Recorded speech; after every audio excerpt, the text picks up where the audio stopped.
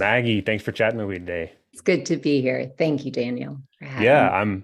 I'm really excited. I know you have a lot going on. We've been kind of catching up on things. The interesting thing, you're at this unique kind of intersection of life and work, and I'm excited particularly to talk about all this stuff you have going on. So just to kind of give a little bit of a background, Maggie and I have known each other for quite a while. We worked together one-on-one with her family. I was looking back. I didn't realize it had been quite this long, but it's been since 2015 or 2016. So Wow.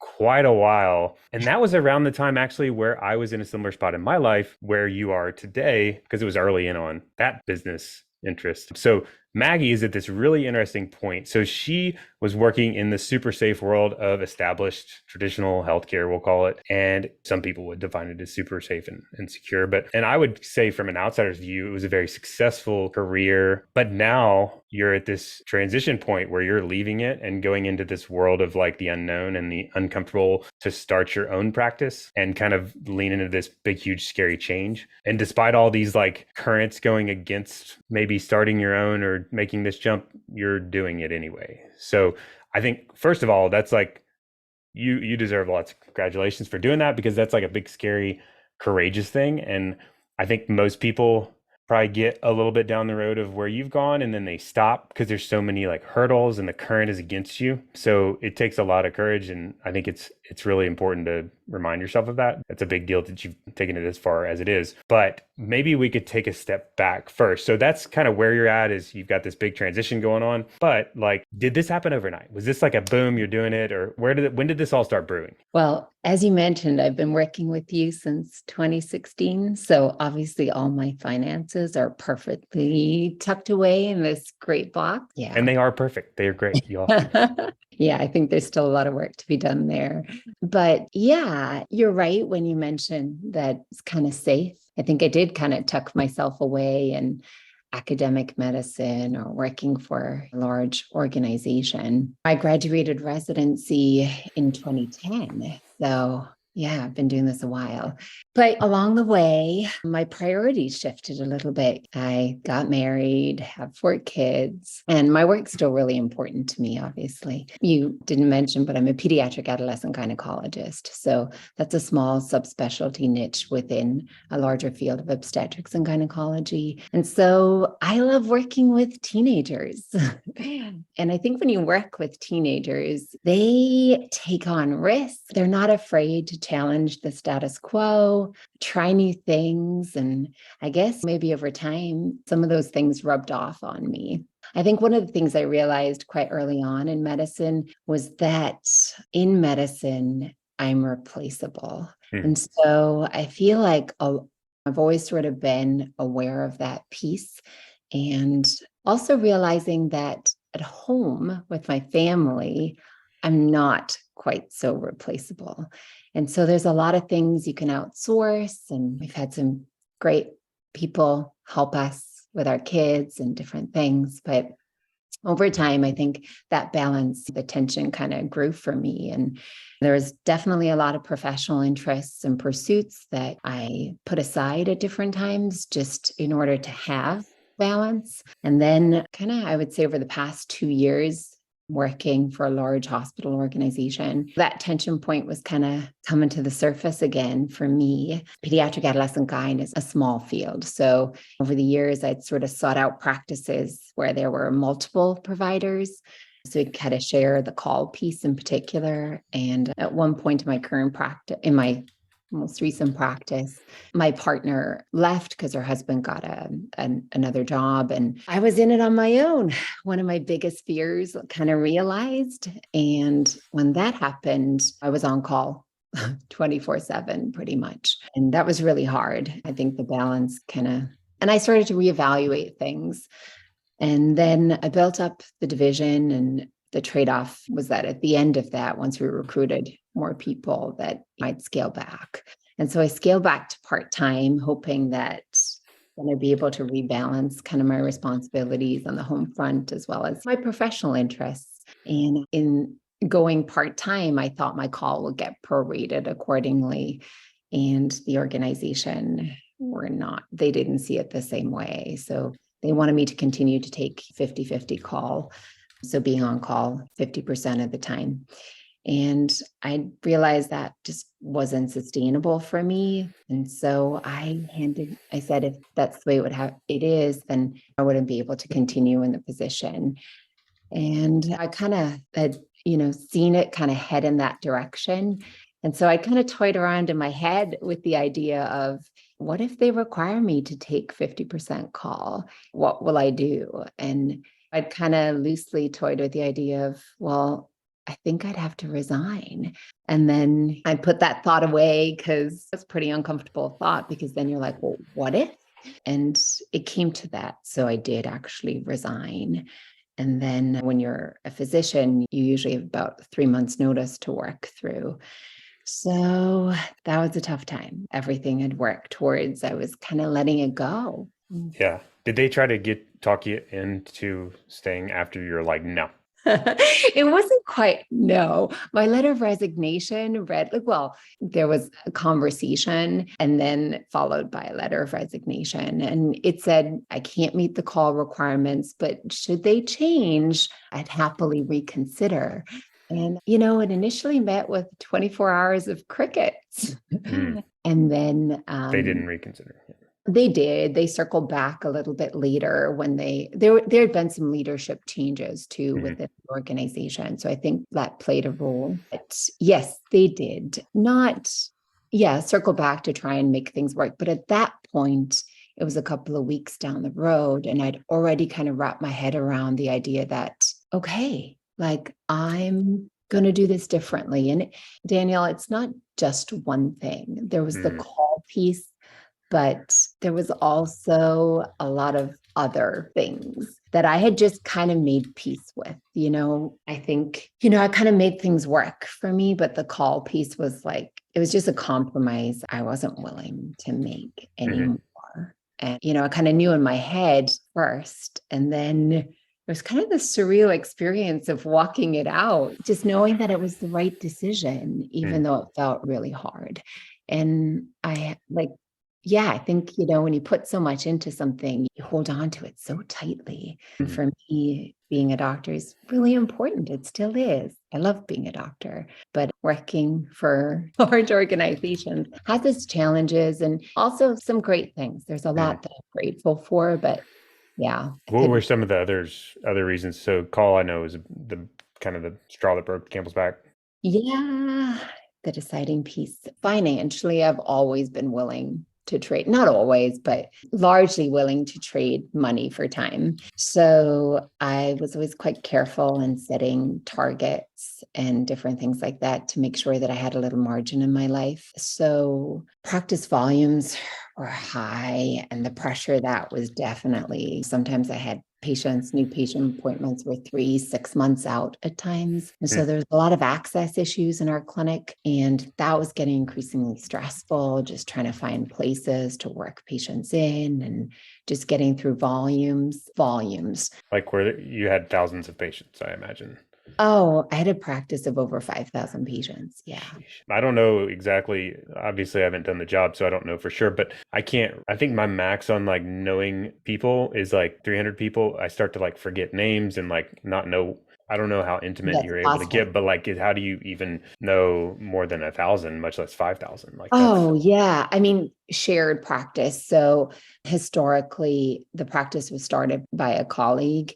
And so she had built it up, and then another physician had joined along the way, and she had left after a few years, and then I had joined. So kind of had the remnants of their practice too.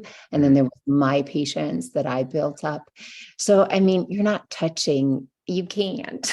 That's not possible. But a patient is still considered a patient of the practice, even if they haven't been seen within 3 years, I think is the cutoff. So yeah, large volumes for sure. And I will say there was a couple of times where I realized that I was kind of wading in shallow waters. Like I knew enough to know that if I asked a certain question, it was going to open a whole other line of conversation, and that was going to derail like in your interactions with patients. Schedule. Do you think that compromised your ability to provide the best healthcare? Yeah. I mean, there's no substitute for time, and as efficient as you get, you still can't get around that. You can never be fast enough for Mhm. administration, right? But in order to provide good health care, you really have to give your patients time, because imparting knowledge is the easy part, but partnering with a patient to embark on good health decision making is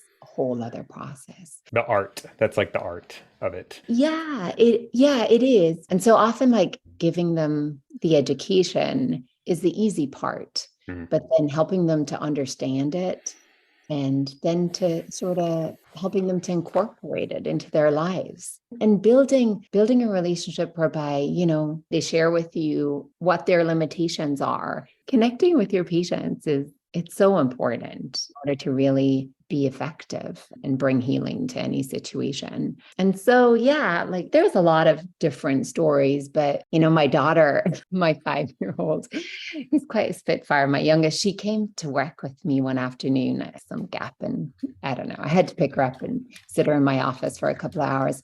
And she turned around to me at the end of it and said, "Mommy, I thought you were a doctor." And I was like, "Oh, yeah, Huh. I am a doctor." And she's like, "Oh, you're not a computer person?" Wow. And I was like, "Oh, yeah," because that's really what she saw. Obviously, I wasn't bringing her into patient rooms with me. But She sat in still, my office. Yeah. And so there was a lot of those moments. kids always are great eye openers to things. You're like, They're really good at observing, not always so great at interpretation, right? yeah, yeah. But she really did reflect back to me. And I was like, yeah, like spending a lot of time charting. And honestly, there was times when, I just go into clinic and I'd be like, today I'm just gonna like not chart. I scaled back. So I had time to chart outside of the office. And that made a huge difference. Sometimes I just be like, "Oh, I'm just going to interact with my patients fully." Multitasking is applauded, but I think there's give and take there. And so, you can't really make eye contact and type at the same time or send in a prescription or, Yeah. it's not really feasible. One of them's got to go. Yeah. And there's so many nonverbal cues in conversation and you miss them. And so I do that from time to time. And then I'd sit down and be like, okay, now I need to package that whole encounter into a Mm. billable visit. And it was kind of switching gears. And I was like, gosh, if I didn't have to document so much, I really feel like I could give more. And I think the documentation has definitely increased over my lifetime in medicine. It's a bit of a killjoy. Yeah. And people talk about getting scribes, but it's not feasible for everybody. But the And other thing is like, what's the purpose of the documentation? Is it, I mean, there's one thing to do like valuable for the patient's interest, like really important notes are valuable. But if it's like kind of like halfway garbage, you're like, this is just for billing purposes, or like, I'm just doing the things to check the boxes. That's mind numbing, I think. And I think honestly, if you have huge volumes of patients, you almost need that documentation because Can't remember. fall back on. Yes. So there's that whole piece to it. And then there's important detail, but the time crunch of it all, like seeing patients, documenting everything. And for me, a lot of my notes are consults too. So they're going back to primary care providers and different things. So some of it's of value for sure. And then it's helpful for me to be able to enter back into the narrative and know certain things. I'll be honest, I'm not holding that around in my head, but it is exhaustive. There's a lot of it that's redundant for sure. Mm. And but it's also there is a role for it, but I think Mm. it needs to be rebalanced. And if it's important, then we need to be given time to do it, right? Hmm. Yeah. Yeah. So there was multiple factors kind of brewing that were causing some stress or like didn't seem right in how your work was going. I mean, I don't know if you'd call it like burnout. I don't know the definition. The burnout thing is all over the place these days, but I wrestled with that. I was like, am I burned out? I don't think so. mm, I should emphatically say no, because I still really loved seeing my patients. mhm, But I also really felt that I wanted to show up as a parent too. And I was enjoying those spaces. And so I wanted to be able to have both. And you can have it all, just not all at once. So I felt like I scaled back. I took a salary cut and I still wasn't able to balance things. So, I mean, they had to make it, I felt like in the end, like I had to go. I needed to go for mm, myself. there was also a huge part of me that was kind of doing mental gymnastics in my head to try and make my situation work because I was comfortable in many respects. I'd made peace with some of the trade-offs. I talk about them and say like they're kind of far away from how I envisioned practicing, but Yeah. It reminds me a ton of my experience in financial side of a different industry, but super similar. I was working in the traditional world of financial services, and there's a lot of problems there that were basically like inhibiting you from being able to provide the best possible advice and help for people, and lots of production focus and a lot of the similar challenges in healthcare. But I kind of, once I saw that, I basically created, and I just realized this, I created this like hurdle that I kind of knew was insurmountable. Like they couldn't jump this hurdle. Like I'm talking about my employer. And I created it, and I'm like, well, if they can do this one thing that's like gonna allow me to act in my client's best interest, then I'll stay. And so I'm like, hey, here's this thing. I need you to do it because it's the only way I can truly act in my client's best interest. And they're like, we just can't do that.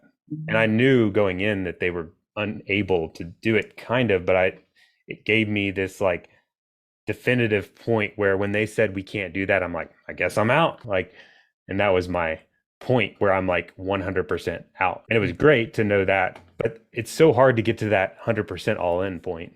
right. Sometimes you have to kind of all out, right?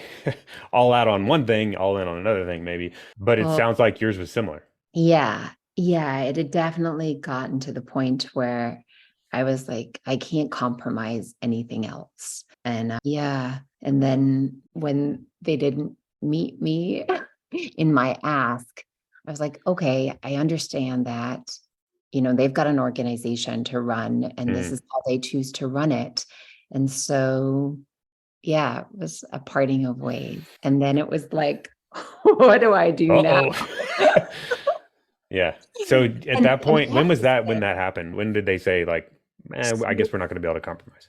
So I had a thought around December that, hey, this might actually happen in the new year. Like they might require me to take X amount of call, which I can't feasibly do. I mean, I can do it, but I can't do it. You know what I mean? And then it actually happened in January.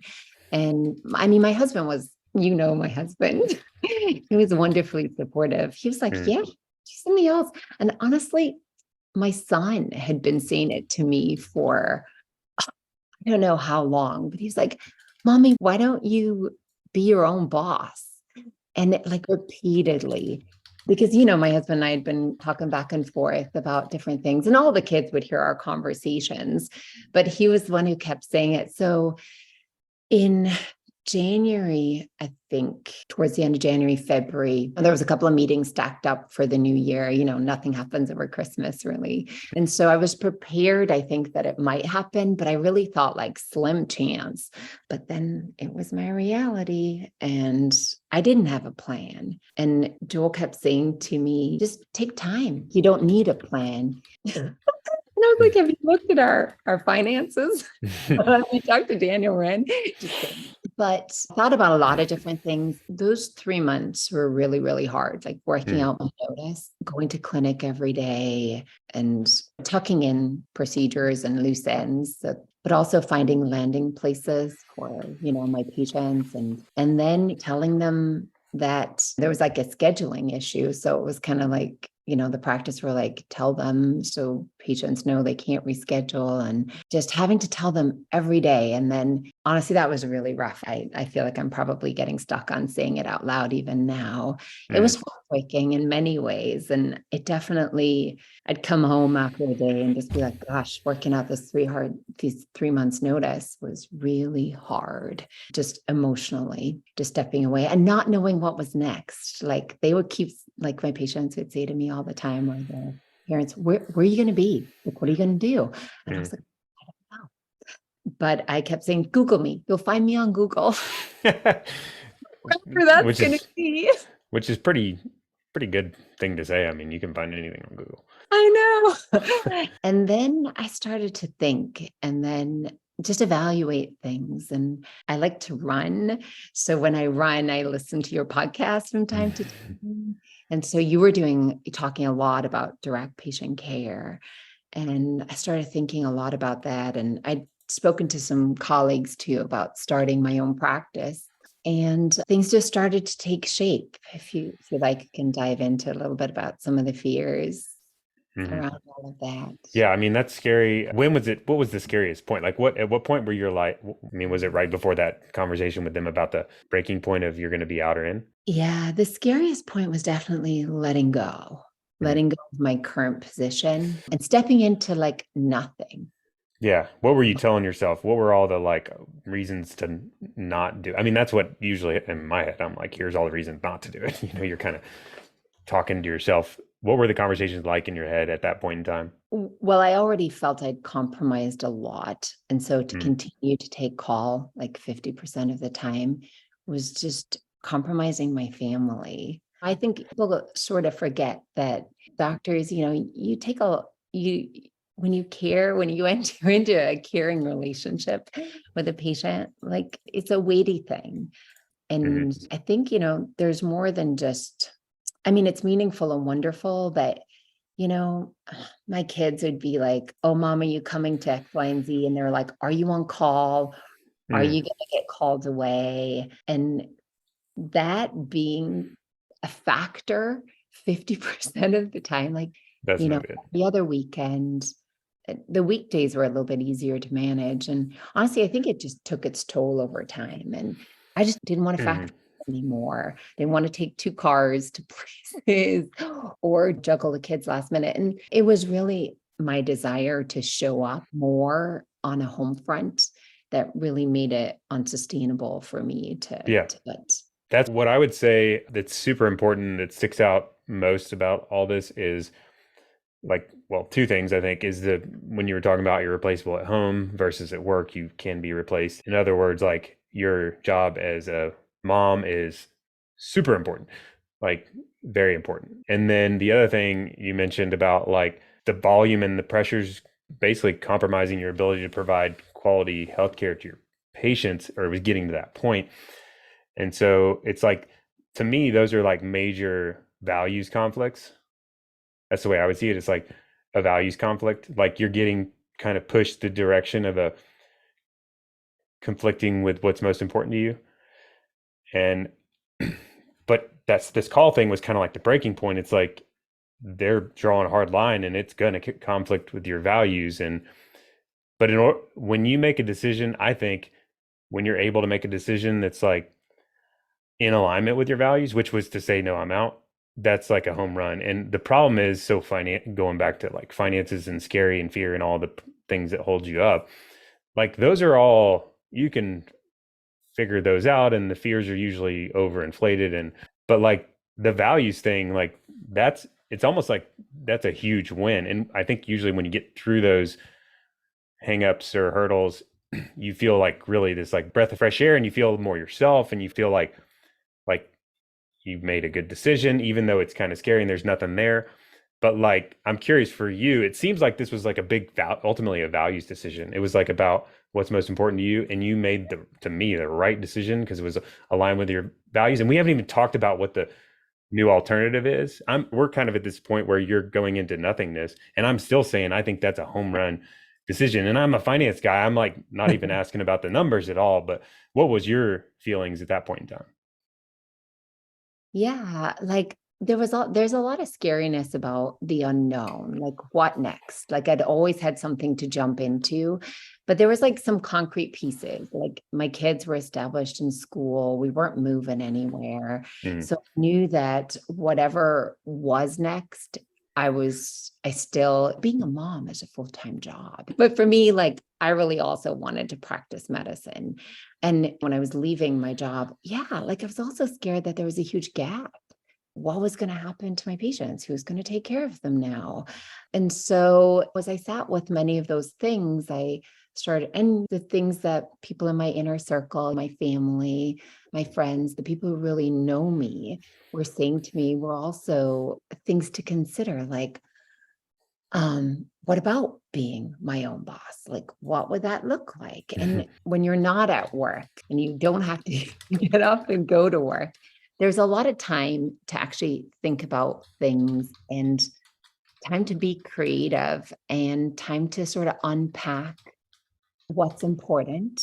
I really realized that I didn't want to work for another organization for a while, even though I'd valued doing that for a really long time. And I want to be really clear in saying that there's so many great things about working for big organizations. There's exciting things that I got to do and a lot of great things. And I got to work with a lot of really great people too.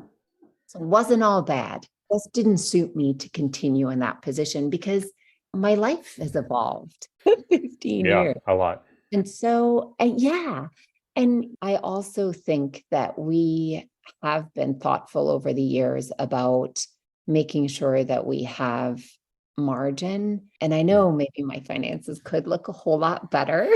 Well, they could always look better too. That's like, And you don't want to go too far down that road. It's like your finances, well, I'm not going to get into your finances because it's private between thank you, you and us. Daniel. But like, we'll talk generally speaking, like typically the type of people that work with or are willing to pay for help all around their finances and stick with it for a long period of time and follow advice, your finances are going to look pretty solid. Like you have a lot of flexibility. Although they're never perfect, but like your finances are solid in that you're able to make big life moves. The scary part, even if you have millions and millions of dollars and billions of dollars, even like some people that have a ton of money actually have an even harder time making that kind of decision, whether it's like money worship or like fear of loss or whatever. Like it's not all the money is just a tool, and you just want to kind of use the money to allow you to do the things in life. And that's,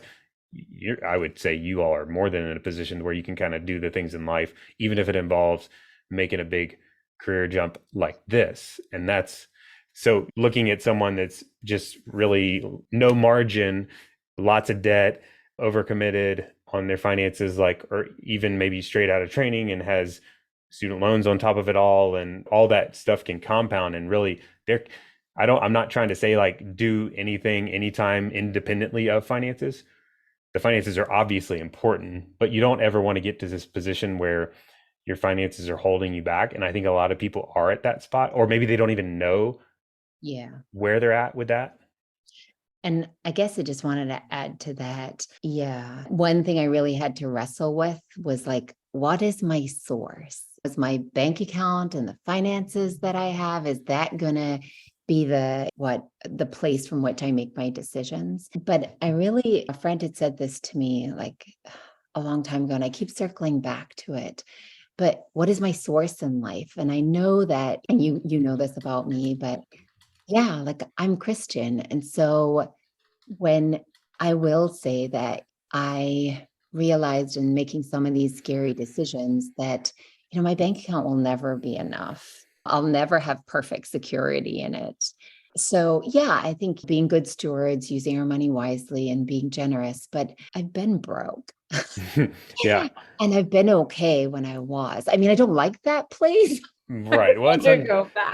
but I think the call of Christians is actually to embrace discomfort. Comfort. Yes. Comfort is not Yeah. endorsed necessarily, but Mm, that's a cultural thing more than anything. Like we all really work hard to get comfortable. right. And I feel like I was comfortable and it got a little shook up for me. And there's nothing wrong with being comfortable either.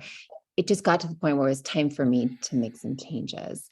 And I felt like it's been really uncomfortable. And it's also been let go. But I can talk a little bit about the Yeah. things that were really scary for me. So once I got past the idea of not having a paycheck, which my husband was totally fine with.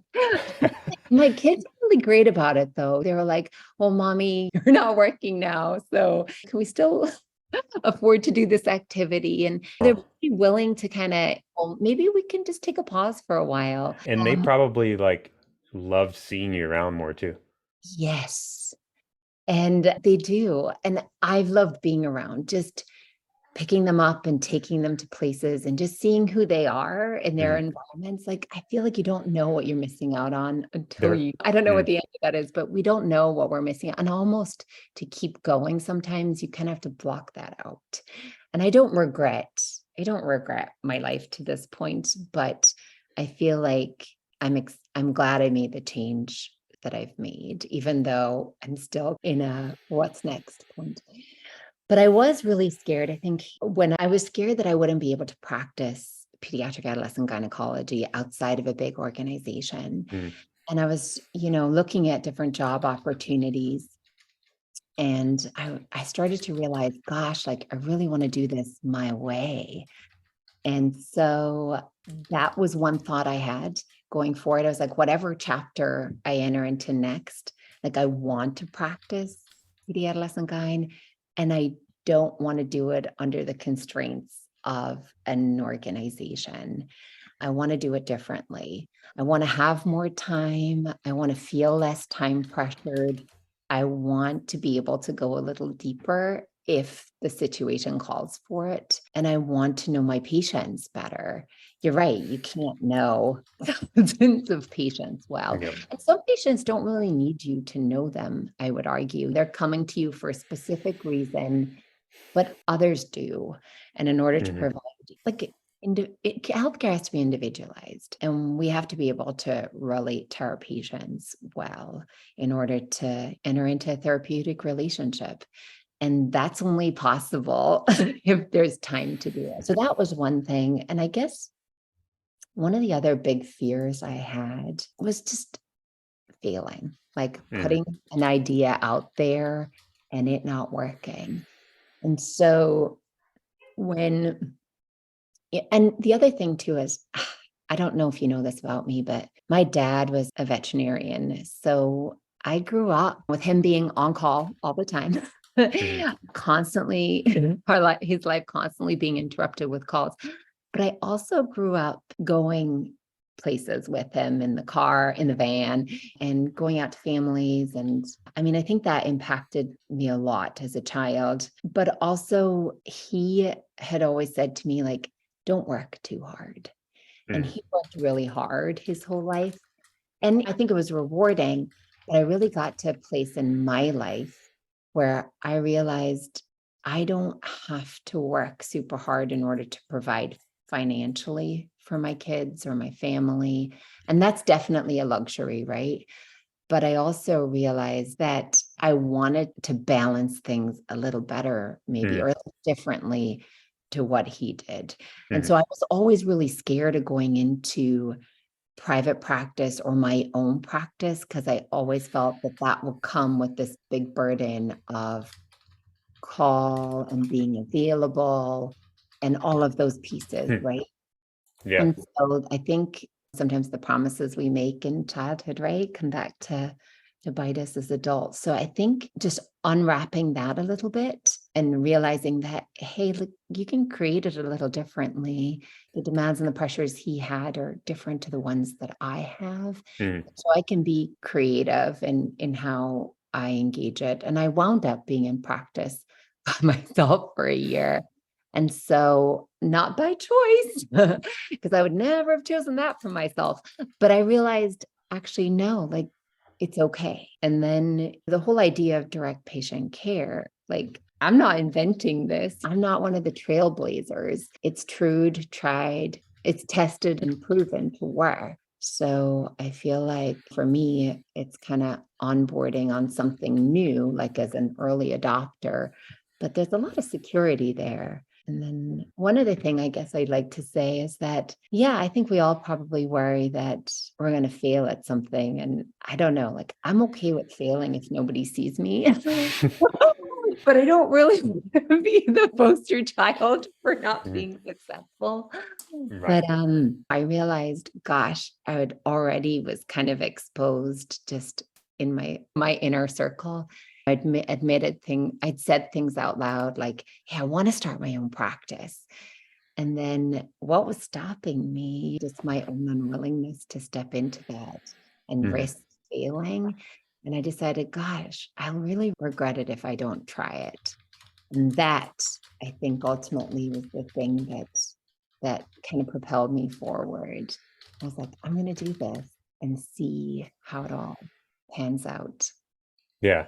Yeah, that getting to that point where you can connect the regret to the lack of action. I think the most common regrets people have are like not doing the big scary things in life that they know are probably worth trying at least. Whatever, not even professional, like anything. So just doing it anyway, despite the fact that it's big and scary and failures on the table. That's also the going into the uncomfortable thing, and being uncomfortable comes with this whole idea that you might look like a fool.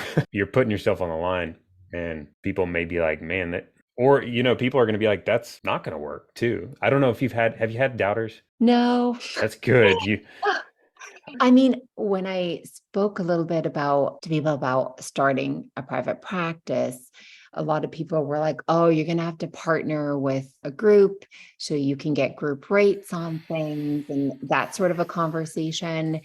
And I was like, oh, I'm actually kind of thinking doing things a little differently. you're like, I'm not doing insurance, and they're like, Yeah, whoa, I whoa, know. whoa, whoa. Can And you say maybe that? I just haven't spoken to enough people, Daniel. Yeah. Maybe if I talk to more people, they're gonna like tell I me. mean, But so I've you selected out the people that I'm going to talk to all the people who are going to tell me this is going to work. Just kidding. Yeah. I mean, your influence, your sphere of influence is a huge factor in all this. You've already mentioned people you've kind of family, and hearing people's input and that kind of thing can be really good, but it can also be bad. Like, so you have to be careful who you're rolling with. I mean, not that you don't associate with people, but there's definitely Debbie Downers out there all over the place. And they're just like used to the types that's like, yeah, that's the way you got to do it because that's the way it's always been done types. And, that's just what they're going to say. And it is what it is. And they just can't wrap their head around doing things differently. It also depends on how we're going to measure success here, right? Correct. So, the financial piece is obviously a consideration, but like this is bigger for me. This is Mm, about, you know, doing healthcare the way I feel I will do it best without the constraints of, an organization.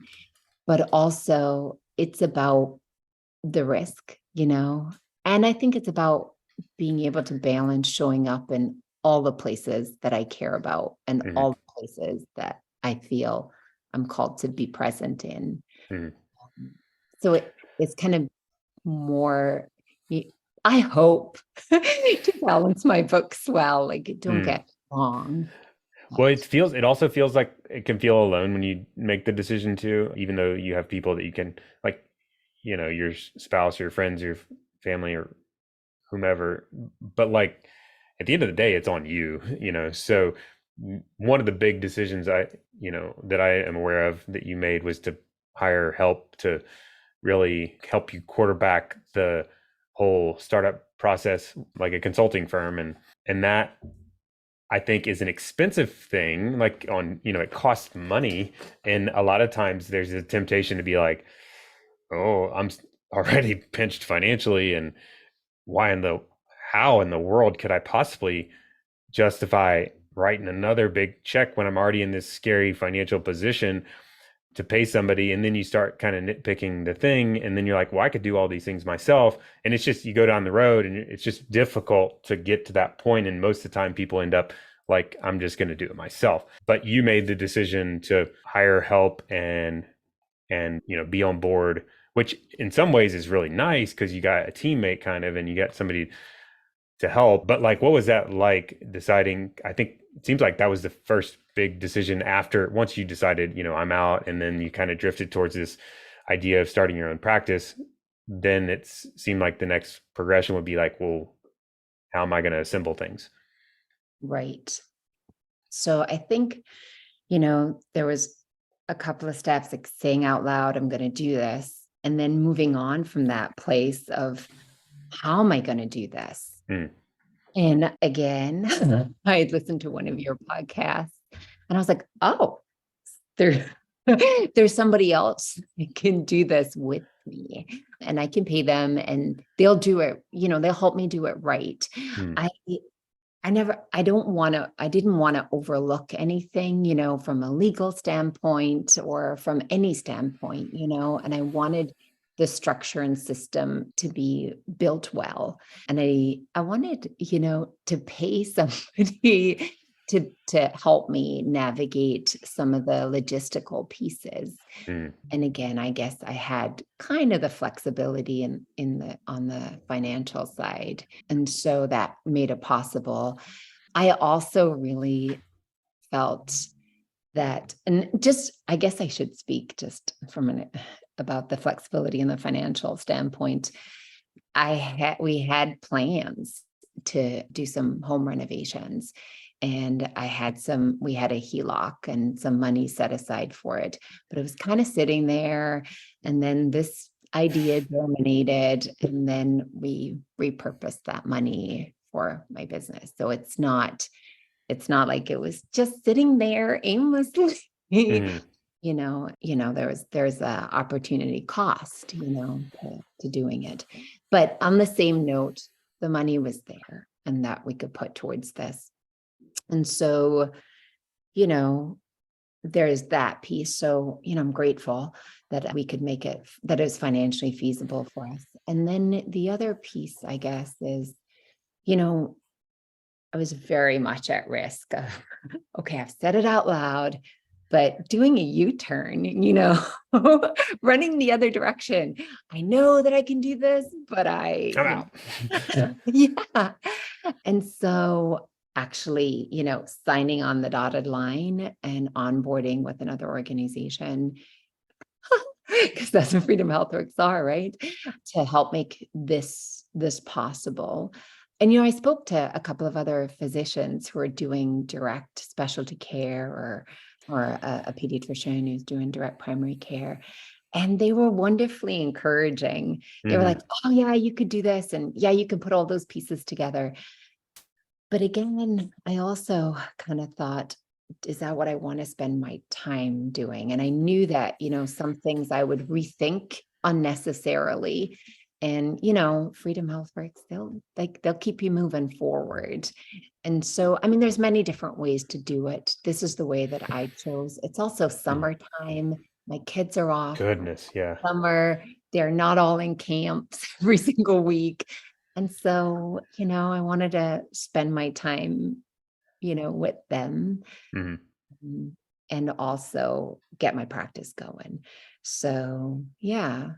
So, Yeah, yeah. so I know you sent us the proposal from them to kind of look at, and this kind of gives you a taste into the role of like what I am in as so funny. If you have a financial planner and you're starting a direct care practice or any business for that matter, we're kind of like the hole pokers typically in that situation, second set of eyes kind of thing. So Maggie sends me this proposal and email from the Freedom Healthworks people, about the practice and the cost and all this stuff. And, we Yes. have like a zillion questions. So Yeah.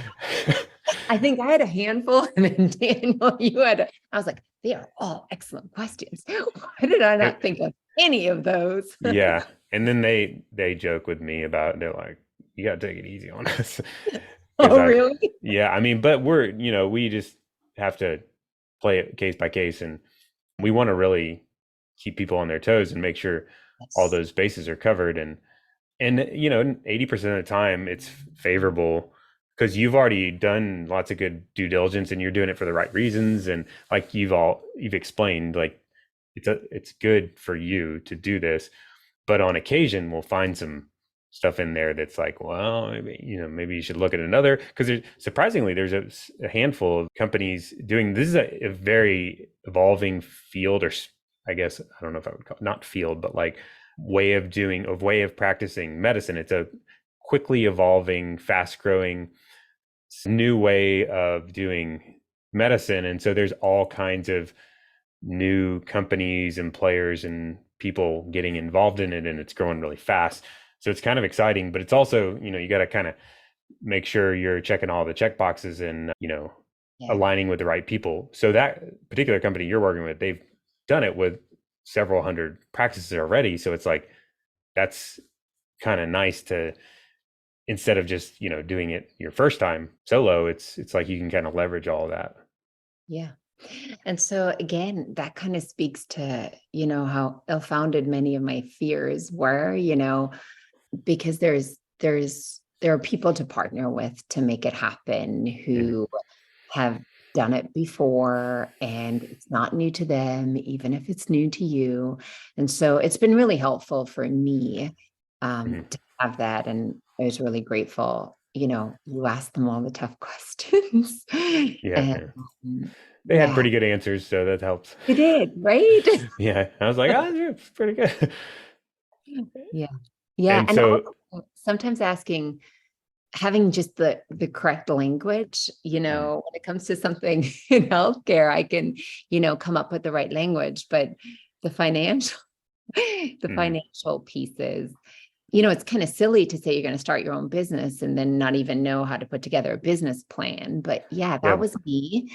But, the medicine of it, I feel confident I can do. The business piece, I need some help with. yeah, you got people on your team that can help, and it allows you to do the medicine piece more efficiently and focus on it at least more. And that's a big deal too. Well, I know we're getting towards the end. I don't want to take too much of your time. I've really appreciated you coming on to chat, but I was hoping if you have a few more minutes, I was hoping if you could share a little bit more about like what it's going to look like, what the new practice is going to look like, what sort of services, like and maybe somebody's listening, they're like, I don't even know how she's going to make any money. Like, because we just said you're not taking insurance. So maybe you Right. could give us a little bit of a snippet as to I know that's probably going to evolve over time, but what you see Yeah. that looking like.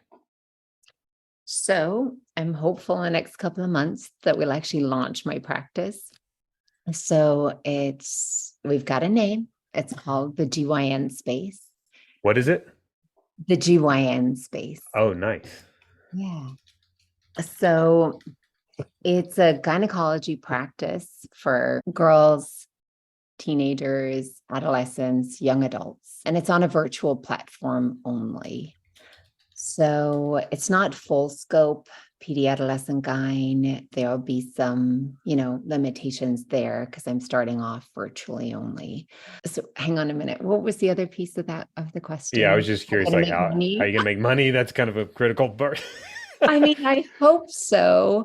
Freedom Healthworks ran the financials and they looked great. Yeah, you're Whether you're they all gonna you're gonna do like transpire a into reality or not is to be determined. You might have to have me back for a part two. But well, you're gonna do like a retainer sort of setup and maybe some one-off visits for fee for service. so mostly, there will be a membership piece, Yeah. but most of what I'll do will be initial consultation. And then if they want to sign up for ongoing care, they can and pay a monthly membership fee. Mhm. Or if, they just need an initial consultation and then follow up a year from then there'll be like a follow-up consult fee. Mhm. So it is direct fee for service. Yep, So like in patient the pays sense you. that it's transactional, in the sense that, they pay Transparent. for a service, my pricing will be, yeah. Billing is far simplified, like it's the Yes. patient pays you.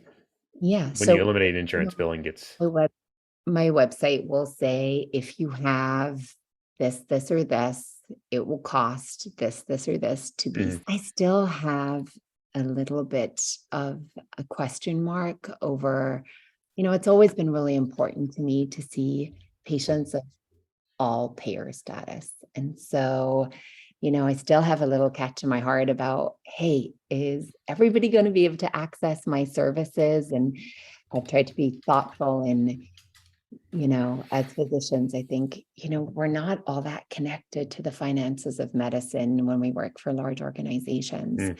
And so setting pricing and things like that is surprisingly hard, and Mm. trying to set a price that's reasonable, that's also been a challenge. And then, there are some great practices out there with kind of Robin Hood models and different things like that that have me kind of thinking about things. So Uh, I do want to have, different pricing. So a membership for fees, but then also an accessible fee option so that, finances aren't a barrier, but at the same time, I'm providing a service. So that has to come with a cost, a Right. financial cost at the same time. So Yeah. balancing some of that is still something I'm trying to work out. But yeah, Yeah. I'm curious to question. hear on the back end how the patients respond differently. Because, so, I mean, I have worked with, as a patient, I'm talking about with traditional physicians and then also in direct care models. And it's dramatically different, like night and day different has been my experience as a patient. And I think I would imagine that's how most people experience it. And I'm, curious. It depends on a lot of things and specialty and what the services actually are. But one of the particular changes that I was thinking about is when people start paying for something, they start to get a little more like vested in it, which is you don't always realize that on the front end when you're doing all this stuff. So what I have noticed is typically the more people pay, and I'm talking about more in relation to their world. So, and some people don't have as much means as other people, but like more in relation to their world, the more that people tend to pay, the more vesting they have in whatever XYZ service it is. And they're going to kind of show up and ask the hard questions. But that also helps you, or, whomever you're working with, to be in a better, like, they have their ears are tuned in really well to what you're saying, as opposed to when it's free, or not, free in air quotes, like free in our traditional system. Like, people have the tendency to be like, yeah, well, okay. Yeah. And I will say too that my niche of expertise is, it's an important field, and there aren't a whole lot of pediatric adolescent gynecologists. And so reproductive care for adolescents and, in young adults isn't widely available. Mm, So my patients come from all over to see me. And so mm, taking away some of those access barriers and taking away, they always worry about if they see me, are they going to need a pelvic exam? And so when all of that's put on a virtual platform, I feel like it's going to hopefully be more accessible and more acceptable to yeah. them to seek reproductive care. Mm, And I think their needs that largely go unaddressed. And so I'm hopeful that this sort of a model will meet teenagers and young adults where they're at and give them a service that they value. And I mm. hope the financial part of it all works out Oh, well. it'll work out. You'll be just fine. Yeah. Well, If not, we'll come up with a plan B. yeah, there's always a plan B, and you mean, I can't figure it all out at the start. I've got to step no. in and then That's the difference in entrepreneurship and practicing medicine. Practicing medicine is you go for excellence and then you start to practice. I'm kind of, and let's go for like 90+% before, but then you do it and you strive for perfection or near perfection. In entrepreneurship, it's like, let's go for like, decent, like, let's do the best we can and then go good try it enough. out. And then, like, it's going to fail some, and then you tweak it, and then you put it out again, and then it's going to fail, and then you tweak it, and then slowly you're like evolving it, based on your experience with the failures, Right. to make it better so that it caters more to what the need is. Mhm. Yeah. And that it's kind of a different mindset, I guess. Yeah. Yeah. It's definitely a mind shift. Yeah. Yeah. Yeah. Embrace the failure. Failing Forward is one of my favorite books. It's a John Maxwell book, but it's all good. I might have to read it. Yeah. I mean, it's great. It helps to get that mindset where you're like, failure is actually a stepping stone to the next level of, or evolution of the practice. Yeah. I think So, we have to be willing to risk, right? mhm. In order to kind of move forward. Yeah. Yes. Well, you are definitely taking that risk, and I commend you on that. Congratulations on Thank making the you. big jump. And I feel like we have to reconnect to talk about it after, so, maybe a year or something like that. I don't know, give it some time, and there'll be a part two, and we're going to talk about all the great things To that be you have. continued. To be continued. The conversation will be continued, and I look forward to hearing all that good stuff. Thank you, Daniel. Yeah. Thanks I for coming really on. Yeah, it's been great. And Yeah. you've been a big part of our financial journey. And Yeah. I think, I owe you in no small part.